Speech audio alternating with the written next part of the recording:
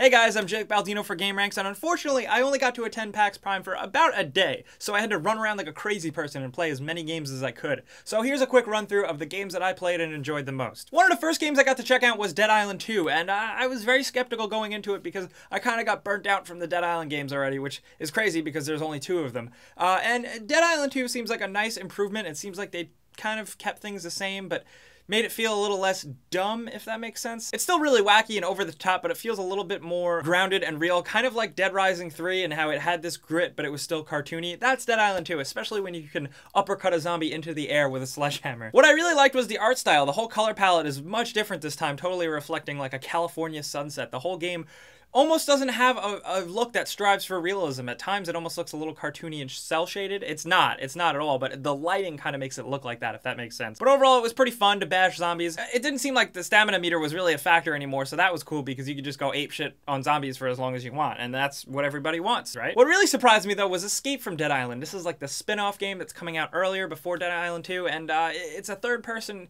action type of game where you can stealth attack zombies and sneak around and, you know, melee attack zombies, and it's really cool. I couldn't tell if the world you explore is really open-ended or not, but you play as a character who seems interesting enough, and the beautiful cel-shaded, bright, colorful graphics is what I really enjoyed. This game has a really distinct style, especially with the cutscenes that are told through almost like comic book panels. That I really enjoyed. It just seemed a little bit different, a little bit of a break from the norm from the Dead Island Deep Silver stuff that they've been putting out. And overall, the game seemed a little simple. I know it's just a demo, but you had a light attack, a heavy attack, a sneak button, stealth kills, stuff like that, a roll, a dodge maneuver, a push maneuver. I guess as I named that, it doesn't sound that simple, but overall, it seemed like a nice, relaxing, like a game I would want to play to just kind of like chill out, like just chill out and play Escape from Dead Island, a simple video game.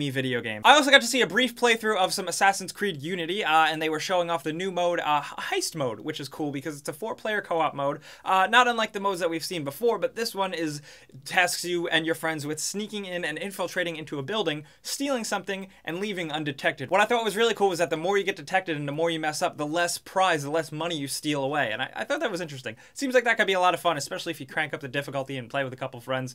I'm into that. From what I could tell there, Ubisoft was really stressing the multiplayer co-op thing, and there's no competitive multiplayer anymore, so I really hope that this does make up for that, because I like the competitive multiplayer. And thankfully, with this new heist mode, it seems like they're definitely fleshing things out. Not to mention, the game looks absolutely gorgeous. Assassin's Creed Unity looks awesome, and the fact that now you can climb up and down things, it really changes a lot. But the amount of on-screen characters and the on-screen details in France I thought was absolutely mind-blowing. That being said, the dumb, simplistic stealth and enemy AI that we saw from Assassin's Creed Black Flag is kind of present here, where you can just hide around in bushes and take out enemies, and it's kind of really dumb. Unfortunately, it didn't seem like that really changed, even though they said this game is like 80% new code. I was a little disappointed by that, but I digress. I also got to play a quick round of Evolve. Unfortunately, I didn't get to play as the monster, but I did get to fight against the big monster that we got to see in a lot of the gameplay demos. I did get to play as a hunter class, and I found it to be a lot of fun, and you do really need your teammates around. If you're out on your own, you're screwed. If you're together, you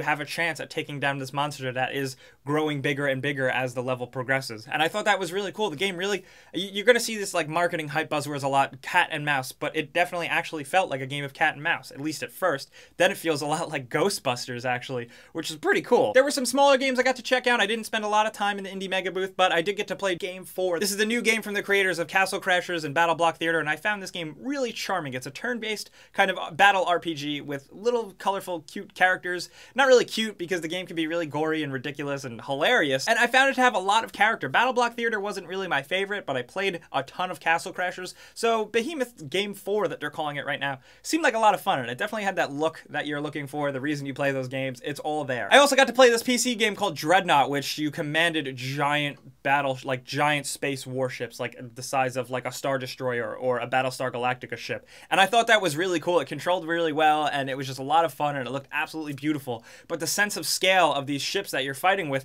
you could actually feel it, and I found that to be kind of different. I haven't really seen that anywhere. And last but certainly not least, I stopped by Nintendo to play the games that they have had. I've played them, of course, at E3 before. I played Hyrule Warriors, which is cool. I played more Super Smash Brothers, which seems tighter than I played it last time around. Of course, I played as Link this time. Last time I tried the new characters. This time I played as Link to just make sure he was up to snuff, and so far it seems to be good, and there's no stumbling, so that's good. That's all I need. No tripping in this game, because that was awful. Ugh. This time around, I did get to play it on 3DS, which seems like it's pretty complete. It seems like it's a done game. It looks really good for the handheld. It's amazing how good this game looks on 3DS. It looks almost like a full console game. It was a little frustrating playing it on handheld because I'm the type of person I need, especially in a game like that, you get so intense and so into it, you need to move around. So when it's on the screen, what you're playing, it's a little harder to, you know, gauge everything when there's so much action going on. Other than that, though, I had a blast with it. So those are the big games I got to check out at PAX. Unfortunately, I wish I had time to play more, but next event that I go to for Game Ranks, we're going to cover a whole bunch of shit, and it's going to be awesome. But for now, those are the games I enjoyed at PAX Prime. So let me know what you guys played at PAX Prime, or what you've read about or seen from PAX Prime, and